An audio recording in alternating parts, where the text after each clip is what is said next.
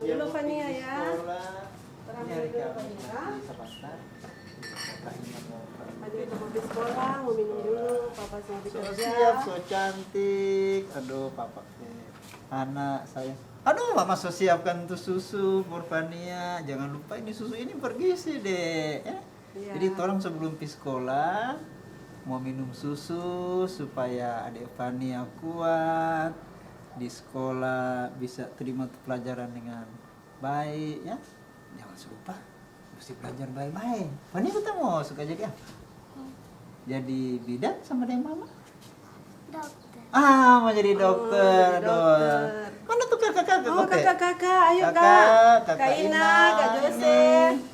Sini. Adik Fania ada panggil, orang mau minum Mau minum sama-sama. sama-sama. Iya. Harus siap semua ini no. Mana sih? Ina, duduk. Ina mau apa? Kegiatan apa ini? Oh ini hari ini mau Pak mau kuliah. Mau kuliah. Jose ini hari kegiatan apa? Ya sama dingin Pak mau pergi kuliah. Sekalian itu Jose mau itu Pak.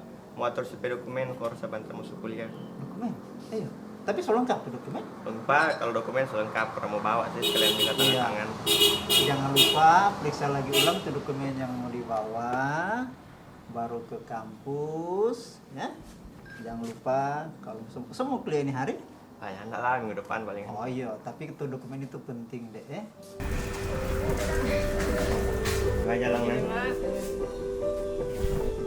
Dah Fania. Baik.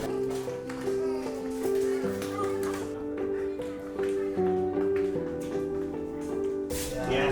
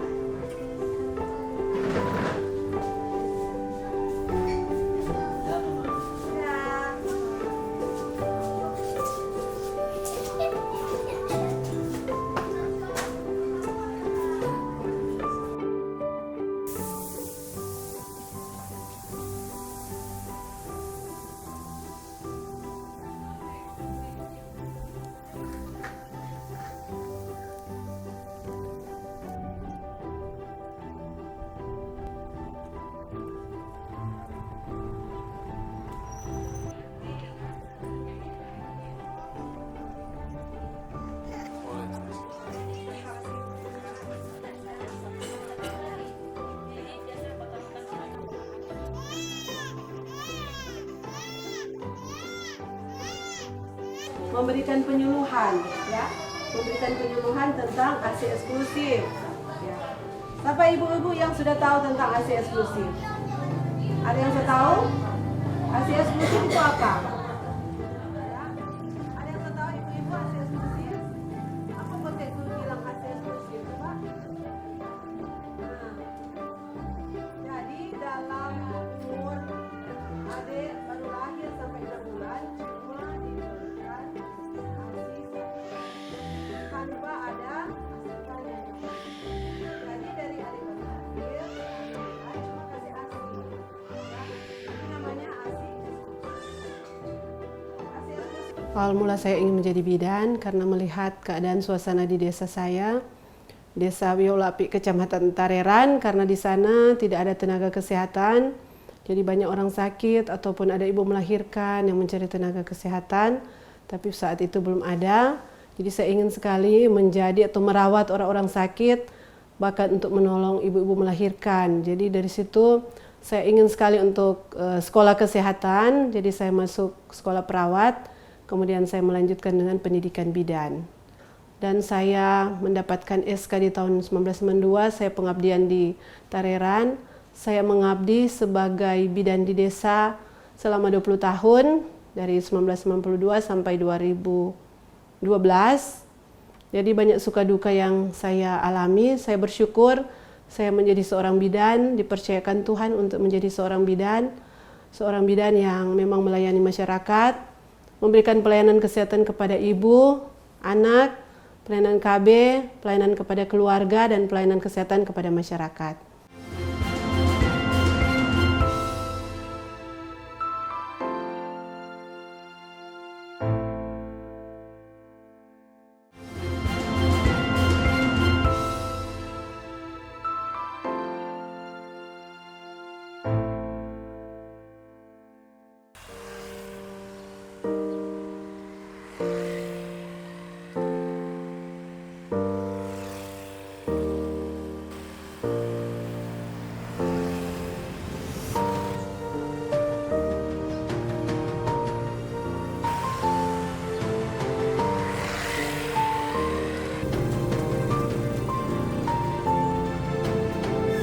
Kasih saya ingat lo rajin periksa bang, gitu.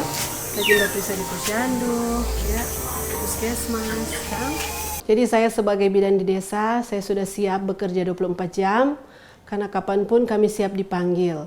Kami siap dipanggil oleh masyarakat, apalagi di jam-jam tengah malam. Apakah itu untuk melahirkan, ataupun ada orang sakit. Karena kami bukan hanya menolong saja ibu melahirkan, tetapi juga kami menolong orang-orang sakit. Apalagi anak-anak, bayi-bayi.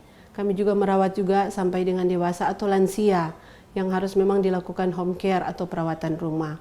Jadi kami bekerja itu tidak mengenal lelah. Kami bekerja itu dengan penuh sukacita. Jadi kami kapanpun masyarakat memanggil, kami sudah siap. Karena melihat kebutuhan masyarakat saat itu memang sangat membutuhkan pertolongan seorang bidan. Sampai satu saat saya pernah tidak tidur 2 hari, 2 kali 24 jam. Oleh karena saya harus menjaga orang melahirkan. Saya harus kunjungan rumah, saya harus menolong orang melahirkan, dan ataupun ada juga orang-orang sakit. Sampai satu saat saya jatuh sakit, dan saya harus masuk rumah sakit karena saya terkena penyakit demam berdarah sampai muntah darah, dan harus dirawat di rumah sakit. Tapi itu tidak membuat saya putus asa menjadi bidan. Saya berdoa kepada Tuhan untuk memampukan saya, menyembuhkan saya, menyehatkan saya, agar saya terus bisa menjadi bidan yang bisa bekerja untuk melayani masyarakat.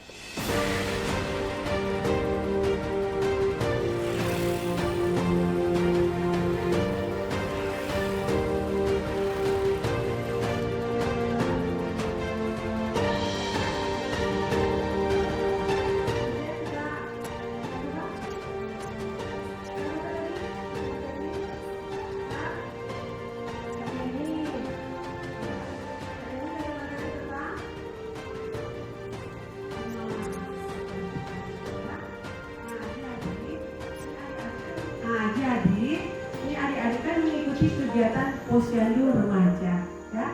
Kegiatan posyandu remaja berarti pesertanya adalah remaja dan kadernya adalah remaja juga, ya. Remaja yang sudah dilatih, ya. Apa manfaat mengikut posyandu remaja? Ada yang tahu? Ya, agar sehat, ya. Agar sehat. Apalagi? Tahu tuh hidup sehat, kan? Apalagi?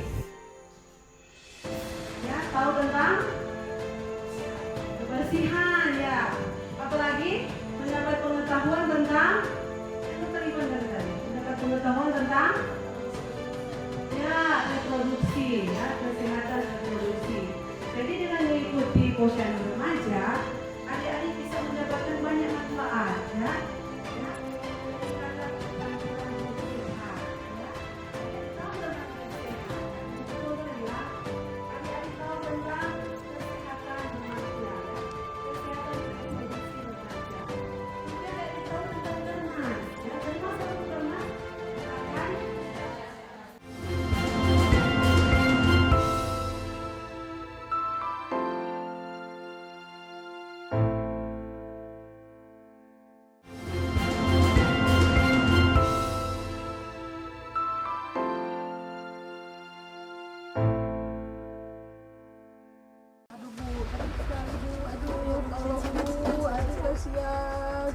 Aduh, kasihan sekali. Ambil nafas, ambil nafas Bu, ambil nafas. Ambil nafas panjang Bu. Aduh, sakit sekali.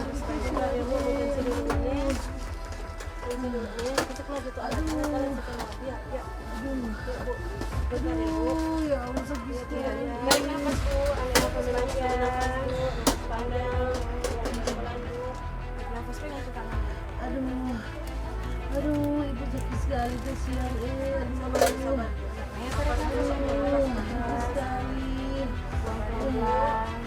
Aduh, sakit. Aduh.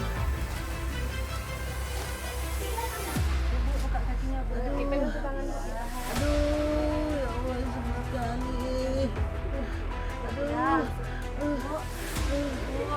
Ambil nafas panjang, gak kuat.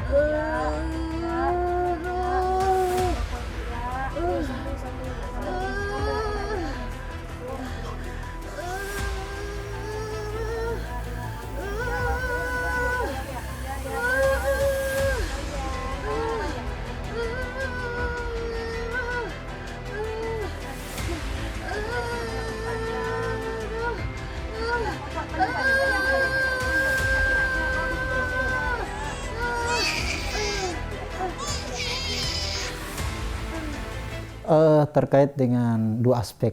Satu pihak sebagai seorang ibu rumah tangga, sebagai istri dari kami, kemudian melakukan tugas utama, tugas mulia untuk melayani. Yang pertama, istri kami, ibu itu sangat kreatif, inovatif, dan sangat bijaksana dalam mengatur waktu. Ya, waktu untuk keluarga, melayani suami, melayani anak. Akan tetapi ketika pasien itu datang, dia betul-betul juga perhatian itu pure, murni, dan fokus. Ya. Jadi kami melihat bahwa dengan adanya beliau dalam kehidupan kami sebagai keluarga, sebagai suami, dia itu sangat pintar untuk membagi waktu untuk keluarga dan tetap memfokuskan diri dalam pelayanan.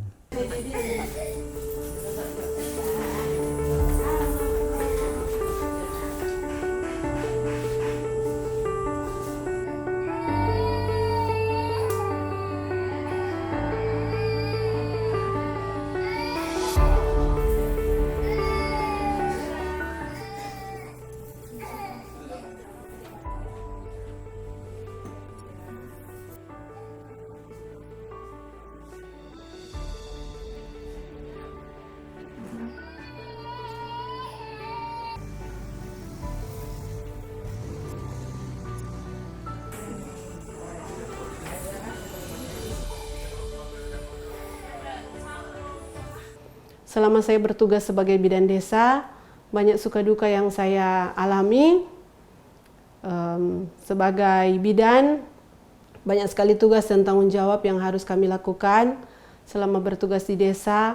Apalagi saya ditempatkan di desa yang terpencil, di Puskesmas Tompasok Baru, mendapat desa binaan Karowa, Liandok, Torout, dan sungguh berat akses yang harus kami tempuh. Perjalanan yang harus kami tempuh, apalagi kami harus berkunjung ke desa Liandok yang sangat jauh, jalan yang masih belum ada. Dan untuk kasus rujukan itu yang sangat-sangat menyulitkan sekali, karena di saat mana kami harus menolong persalinan, kami tidak bisa merujuk oleh karena akses, oleh karena ketidakberdayaan, oleh karena hujan deras. Tetapi kasus rujukan itu memang harus dirujuk. Sebagai bidan di desa, banyak tantangan yang kami hadapi. Kami harus bekerja 24 jam, karena yang harus kami hadapi bukan saja ibu-ibu yang melahirkan, tetapi kami melayani semua masyarakat. Baik dari hamil, melahirkan, ibu nifas, bayi, anak, sampai pada lansia. Jadi kapanpun itu, kami dipanggil tengah malam untuk menolong persalinan, kami dipanggil tengah malam untuk menolong masyarakat yang sakit, itu kami harus siap. Kami harus siap melaksanakan segala tugas dan tanggung jawab kami di desa.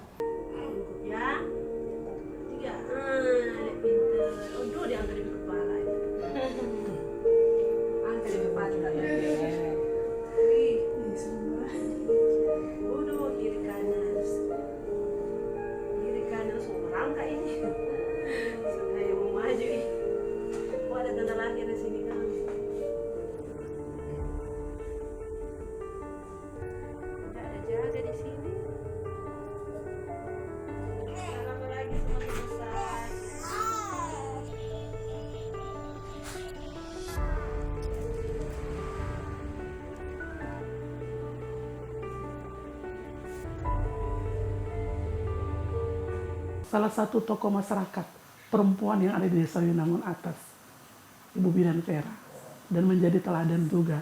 Pertama yang menjadi teladan adalah kebaikannya. Dia tidak memukul rata menyangkut biaya dengan hati pelayanan Ibu Bidan Vera. Jadi bagi masyarakat yang dalam tanda kutip kemampuan terbatas, tidak dikenakan biaya seperti itu, tetapi terserah kemampuan mereka, dan pelayanan Ibu Bidan Vera itu pelayanan kasih. Bukan hanya tindakan medis, tetapi juga ada kasih di dalamnya.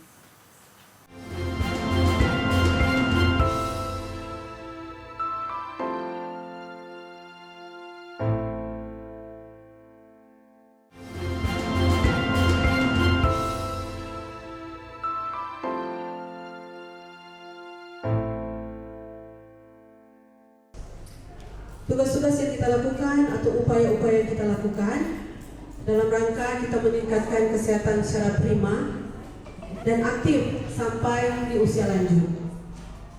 Upaya-upaya yang kita lakukan, pendampingan.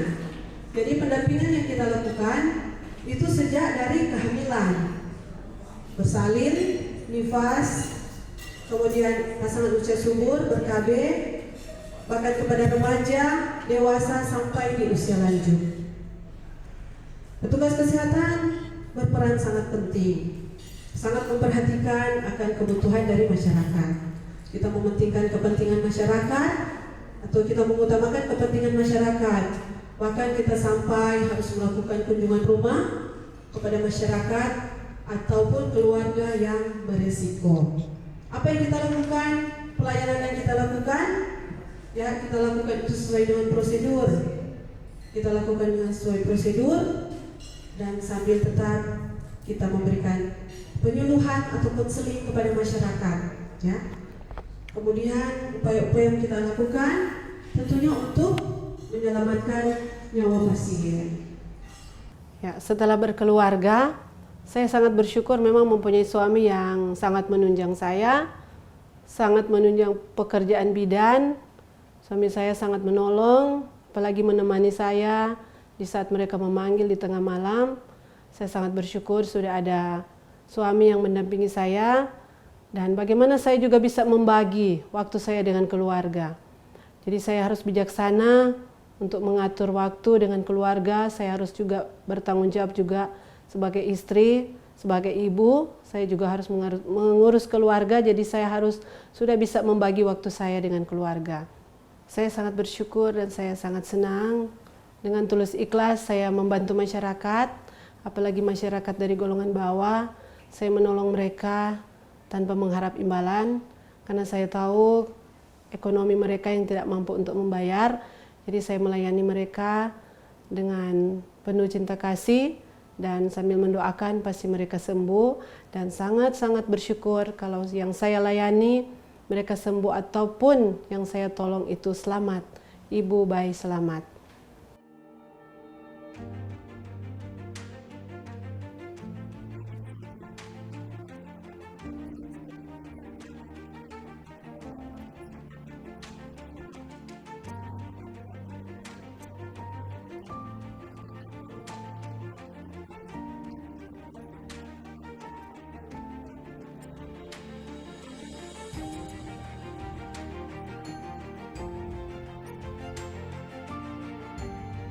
Hanya untuk sekedar berendam untuk memperlancar proses persalinan. Karena untuk rendam air hangat itu bisa melancarkan proses persalinan, memberikan lebih rasa nyaman, mengurangi nyeri, ya, mempercepat proses pembukaan dan mengurangi robekan jalan lahir, ya. Jadi memilih antara dua, hanya untuk menghangatkan atau memperlancar atau memang melahirkan di air. Inilah kegunaan dari berendam air hangat. Jadi lebih membuat pasien rasa nyaman, proses persalinan lebih cepat, lebih rileks, ya, lebih nyaman. Ya, jadi proses persalinan atau kekuatan mengejaan itu dia lebih cepat, ya. Proses adik lahir lebih cepat. Berendam air hangat ini sudah masuk fase aktif, jadi pembukaan sudah 5 cm. Ya, ada pembukaan juga 6-7 cm. Sudah mulai masuk di berendam air hangat. Jadi proses ini lebih cepat, ya, dibandingkan dengan tidak berendam air hangat. Berapa lama biasanya untuk merendam seperti ini? Ya, nantinya kan nanti airnya dingin, nanti diganti lagi, ya. Kan bisa airnya dingin, diganti lagi, ya. Makanya untuk berendam air hangat ini biasanya rata-rata sudah pembukaan 6-7 cm. Ya. Karena itu memang puncak rasa nyeri pada saat untuk melahirkan. Sementara menunggu proses pembukaan lengkap, juga dilakukan pijat oksitosin, ya. Dilakukan pijat oksitosin. Pijat oksitosin ini untuk membuat kontraksi lebih baik, ya, memberikan rasa nyaman, menekan hormon stres, kemudian membantu memperlancar keluarnya ASI, ya. Sambil ibu atur nafas ya bu.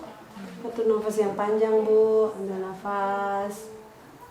Kalau ada kontraksi bu, ambil nafas. Pelan-pelan, buang pelan-pelan bu. Ambil nafas 7 detik. Buang nafas 8 detik.